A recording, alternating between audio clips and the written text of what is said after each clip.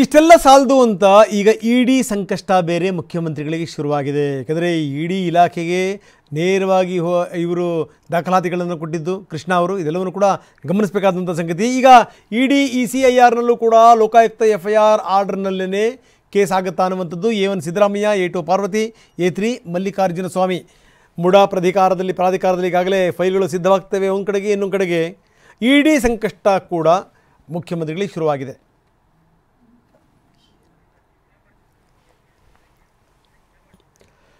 So ಇದು ಸಂಗತಿ. ಒಂದಾದ ಮೇಲೆ ಒಂದು ಸಂಕಟಗಳು ಶುರುವಾಗಿವೆ, ಒಂದಾದ ಮೇಲೊಂದು. ಇಡಿ ಎಂಟ್ರಿಗೆ ಕಾರಣವಾದವಾ 3 ಅಂಶಗಳು. ಯಾವ್ಯಾವ ಅಂಶಗಳು ಹಾಗಾದರೆ ಕಾರಣ ಆದವು? 3 ಅಂಶಗಳ ಆಧಾರದ ಮೇಲೆ ಇಡಿ ತನಿಖೆ ಮಾಡುತ್ತೆ. 3 ಪ್ರಕರಣಗಳಿರಬೇಕು. 3 ಅಂಶಗಳ ಆಧಾರದ ಮೇಲೆ ತನಿಖೆ ಆಗುತ್ತೆ. ಯಾವ್ಯಾವುದು? 3 ಪ್ರಕರಣಗಳಲ್ಲಿ ಇಡಿ ಎಂಟ್ರಿ ಆಗಬಹುದು. ಯಾವುದು? ವಿದೇಶದಿಂದ ಏನಾದರೂ ಹಣಗಣ ಬಂದಿತ್ತು ಅಂತಂತಂದರೆ, ಹವಾಲ ನಡೆದಿದೆ ಅಂತಂತಂದರೆ, ಒಂದು ತನಿಖಾ ಸಂಸ್ಥೆಯಲ್ಲಿ ಪ್ರಕರಣ ದಾಖಲಾಗಿರಬೇಕು. ನಂಬರ್ 1, ತನಿಖಾ ಸಂಸ್ಥೆಯಲ್ಲಿ ಪ್ರಕರಣ ದಾಖಲಾಗಿರಬೇಕು. ಸದ್ಯ ಮುಡಾ ವಿಷಯವಾಗಿ ಮೈಸೂರಿನಲ್ಲಿ FIR ದಾಖಲಾಗಿದೆ.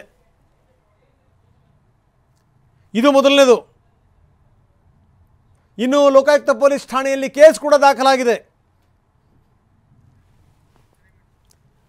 ಯಾವ್ಯಾವ ಕೇಸ್ ಮೇಲೆ ಇಡಿ ಕಂಡಿದೆ ಅಂತ? ಬೇನಾಮಿ ಆಸ್ತಿ ಗಳಿಕೆ ಮತ್ತು ಭ್ರಷ್ಟಾಚಾರದ ಆರೋಪದ ಅಡಿನಲ್ಲಿ ತನಿಖೆ ಆಗುತ್ತಾ ಅನ್ನುವಂಥದ್ದು. ಬನ್ನಿ, ನಮ್ಮ ಕ್ರೈಮ್ ಹೆಡ್ ಕಿರಣ್ ಈಗ ನಮ್ಮೊಂದಿಗೆ ನೇರ ಸಂಪರ್ಕದಲ್ಲಿದ್ದಾರೆ. ಕಿರಣ್, ನಾವು ಹೇಳ್ತಾ ಇದ್ವಿ 3 ಅಂಶಗಳ ಆಧಾರದ ಮೇಲೆ ಬಹುಶಃ ತನಿಖೆ ಆಗಬಹುದು, ಇಡಿ ತನಿಖೆ ಅನ್ನುವಂಥದ್ದು.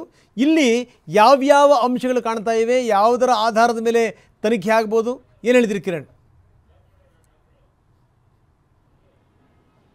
ರಂಗನಾಥ್, ಮುಖ್ಯವಾಗಿ ಇಡಿ ಬರಬೇಕು ಅಂತಂದರೆ ಯಾವ್ದಾರ ತನಿಖಾ ಸಂಸ್ಥೆಯಲ್ಲಿ ಒಂದು FIR ರಿಜಿಸ್ಟರ್ ಆಗಬೇಕು. ಆದರೆ ಈಗಾಗಲೇ ಲೋಕಾಯುಕ್ತ ಪೊಲೀಸಲ್ಲಿ CM ಮತ್ತು ಅವರ ಕುಟುಂಬದವರ ಮೇಲೆ ಈಗಾಗಲೇ ಒಂದು FIR ರಿಜಿಸ್ಟರ್ ಆಗಿದೆ. ತನಿಖೆ ಕೂಡ ಲೋಕಾಯುಕ್ತ ಪೊಲೀಸರು ಮಾಡ್ಕೋತಾ ಇದ್ದಾರೆ.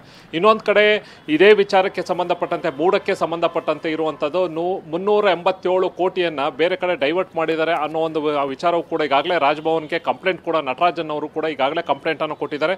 ಈ ಸಂಬಂಧಪಟ್ಟಂತೆ ಏನು ಕಂಪ್ಲೇಂಟ್ ಕೊಟ್ಟಿದ್ರು ಅದಕ್ಕೆ ಚೀಫ್ ಸೆಕ್ರೆಟರಿ ಹತ್ರ ಗವರ್ನರ್ ಈಗಾಗಲೇ ಅದಕ್ಕೆ ಈ ಒಂದು ಕೇಸ್ ಏನು 387 ಕೋಟಿ ಏನು ಮೂಡಾದ ಏನು ಫಂಡ್ಸ್ ಇತ್ತು ಅದು ಬೇರೆ ಕಡೆ ಡೈವರ್ಟ್ ಆಗಿರುವಂತ ವಿಚಾರಕ್ಕೆ ಸಂಬಂಧಪಟ್ಟಂತೆ ಅವರು ಕಾರಣ ಕೇಳಿ ಈಗಾಗಲೇ ನೋಟಿಸ್ ಅನ್ನು ಕೂಡ ಕೊಟ್ಟಿದ್ರು. ಒಂದು ಸಂಗತಿ ಕೇಳಲೇಬೇಕು ಕಿರಣ್, ಒಂದು ಮಾತನ್ನು ಮುಂದುವರಿಸೋಕ್ಕಿಂತ ಮೊದಲು ಇಲ್ಲಿ ಯಾವ ಅಂಶಗಳು ವೆರಿ ಇಂಪಾರ್ಟೆಂಟ್ಲಿ 53 ಕೋಟಿ ರೂಪಾಯಿ ಇದೇನಿದೆಯಲ್ಲ ಅದಕ್ಕೆ ಸಂಬಂಧಪಟ್ಟಂಗ, ಅಥವಾ ನೀವು ಹೇಳ್ತಾ ಇದ್ರಲ್ಲ ಈ ಮುಡಾ ಫಂಡನ್ನು ಈಗ ಶ್ರೀರಂಗಪಟ್ಟಣ ಮತ್ತು ಅವರ ಕ್ಷೇತ್ರಕ್ಕೆ ಬಳಸಿಕೊಳ್ಳಲಾಯಿತು ಅನ್ನುವಂಥದ್ದು, ಅದಕ್ಕೆ ಸಂಬಂಧಪಟ್ಟಂಗೆ ಇಡಿ ಎಂಟ್ರಿ ಆಗ್ಬೋದಾ ಕಿರಣ್?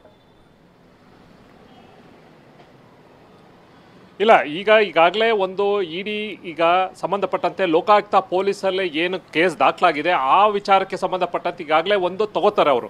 ಒಂದು ಅವ್ರಿಗೆ ಎಂಟ್ರಿ ಆಗಕ್ಕೆ ಒಂದೇನೋ ಒಂದು ರೀಸನ್ ಬೇಕು, ಒಂದು ಎಲ್ಲರ ಒಂದ್ ಕಡೆ ನುಗ್ಗಕ್ಕೆ ಒಂದು ಕಾರಣ ಬೇಕು. ಈಗ ಇಲ್ಲಿ ಕೂಡ ಈಗ 14 ಸೈಟ್ ವಿಚಾರದಲ್ಲೂ ಕೂಡ ಈ ಬೇನಾಮಿ ಆಸ್ತಿ ವಿಚಾರಕ್ಕೆ ಸಂಬಂಧಪಟ್ಟಂತೆ ಅವರು ಮಾಡೋಕ್ಕೆ ಈಗಾಗಲೇ ಇಡಿಗೆ ಅದಕ್ಕೆ ಶೆಡ್ಯೂಲ್ ನಲ್ಲಿ ಈಗಾಗಲೇ ಕೂಡ ಇದೆ. ಹಾಗಾಗಿ ಅದನ್ನ ಎತ್ಕೊಂಡು ಇಡೀ ವ್ಯಾಪ್ತಿಯನ್ನ ನೋಡುವಂತ ಕೆಲಸವನ್ನ ಕೈ ಹಾಕುವಂತ ಕೆಲಸವನ್ನಿದೆ. ಇದು ಒಂದ್ ಕಡೆ ಆಯ್ತು ಅಂತಾರೆ. ಮತ್ತೊಂದು ಇಂಪಾರ್ಟೆಂಟ್ ರಂಗನಾಥ್ ಏನು ಅಂತಂದ್ರೆ, ಕಳೆದ ವರ್ಷ ಅಕ್ಟೋಬರ್ 23ನೇ ತಾರೀಕು ಬೆಂಗಳೂರಿನಲ್ಲಿ IT ರೈಡ್ ಆಗುತ್ತೆ.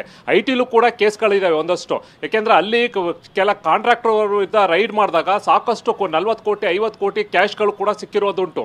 ಅದು ಸಂಬಂಧಪಟ್ಟಂತೆ ಎಲ್ಲೋ ಒಂದ್ ಕಡೆ ಇದು ಮೂಡಾಗೆ ವ್ಯಾಪ್ತಿಗೆ ಇರುವಂತದ್ದು. ಅಂದ್ರೆ ಮೂಡಾದಿಂದ ಎಲ್ಲೋ ಒಂದ್ ಕಡೆ ಆ ದುಡ್ಡು ಅನ್ನೋ ಒಂದು ಲಿಂಕ್ ಕೂಡ ಎಲ್ಲೋ ಒಂದ್ ಕಡೆ ಎಸ್ಟಾಬ್ಲಿಷ್ ಆಗ್ತಾ ಇದೆ ಅನ್ನೋ ಒಂದು ವಿಚಾರವು ಕೂಡ ಈಗ ಕಂಡುಬರ್ತಾ ಇದೆ. ಯಾಕೆಂದ್ರೆ ಬಸವೇಶ್ವರ ನಗರದಲ್ಲಿ ಸಿಕ್ಕಂತ 40 ಕೋಟಿ ಇದು ಮೂಡದಲ್ಲಿ ಇದ್ದಂತ ಫಂಡ್ಸ್ ಸಂಬಂಧಪಟ್ಟಂತೆ ಇದ್ದಂತ ದುಡ್ಡು ಅನ್ನೋ ಎಲ್ಲೋ ಒಂದು ಸಣ್ಣ ಇದೆ. ಇದು IT ಕೂಡ ಈ ಸಂಬಂಧಪಟ್ಟ ತನಿಖೆ ಮಾಡ್ತಾ ಇದೆ. ಅಲ್ಲಿ FIR ಕೂಡ ಆಗಿದೆ. ಬಹುಶಃ ಅದನ್ನು ಕೂಡ ಇಡಿ ಅವರಿಗೆ ಕೊಟ್ಟಿರಬಹುದು.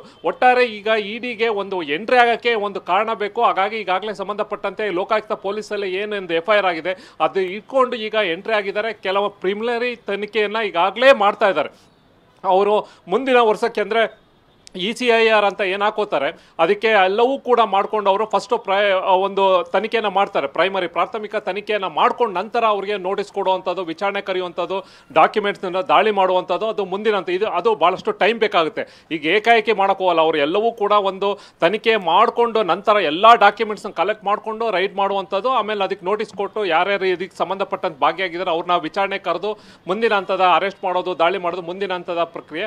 ಫಸ್ಟ್ ಸ್ಟಾರ್ಟಿಂಗ್ ಈಗ ಅವ್ರಿಗೆ ಬೇಕಾಗಿದ್ದಂಥ ಎಲ್ಲ ಡಾಕ್ಯುಮೆಂಟ್ಸ್ಗಳನ್ನ ಒಂದು ತನಿಖೆ ಮಾಡುವಂಥದ್ದು ಕೆಲಸವನ್ನ ಈಗಾಗಲೇ ಇಡಿ ಅಧಿಕಾರಿಗಳು ಮಾಡ್ತಾ ಇದ್ದಾರೆ ಅನ್ನೋ ಒಂದು ವಿಚಾರ ಈಗ ಹೊರಗಡೆ ಬಂದಿದೆ. ಓಕೆ ಓಕೆ ಓಕೆ ಕಿರಣ್, ಧನ್ಯವಾದ ತಮ್ಮೆಲ್ಲ ಮಾಹಿತಿಗೆ.